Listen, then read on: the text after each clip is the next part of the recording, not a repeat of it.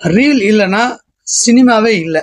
அதே மாதிரி தான் மனுஷனுடைய வாழ்க்கையில பொய் மட்டும் இல்லைன்னு வச்சுக்கோங்களேன், சந்தோஷமே கிடையாது.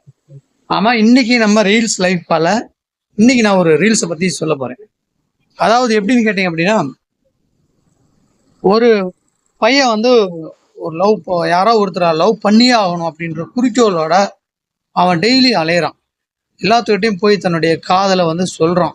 அவன் ஒருத்தர் நிராகரிச்சதுனால தனக்கு ஒரு காதலி வேணும் அப்படின்றனால அவன் பார்த்தவங்களெல்லாம் காதலிக்க தொடங்குறான்.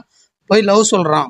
அப்புறம் கடைசியில என்னடா டெய்லி ஒரு புள்ளகிட்ட போய் அலையிறியே, டெய்லி ஒரு புள்ளகிட்ட லவ் சொல்றியே, ஒரு பொண்ணு கூட உன்னை ஏத்துக்கலையா, உன் காதல பிடிக்கலையா, உன்னைத்தான் பிடிக்கலையா, ஏன் அப்படின்னு சொல்லி கேட்கறாரு. அதுதாங்க எனக்கு தெரியல. நான் ஒரு பிள்ளைய பார்க்குறேன், பார்த்த உடனே போய் லவ் சொல்றேன், கடைசியில பார்த்தா உன்னை பிடிக்கலைன்னு சொல்லிடுறாங்க அப்படின்னு.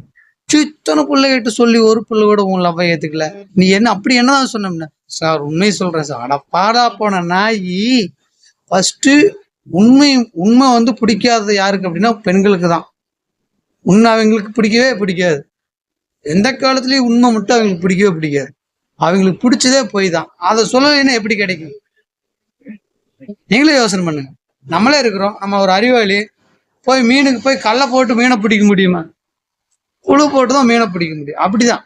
அப்ப அந்த மாதிரி நம்மளுடைய வாழ்க்கையில பொய் சொன்னாதான் என்னென்ன கிடைக்குமோ அதுக்கு பொய் சொல்லித்தான் ஆகணும், இல்லைன்னா அது கிடைக்காது.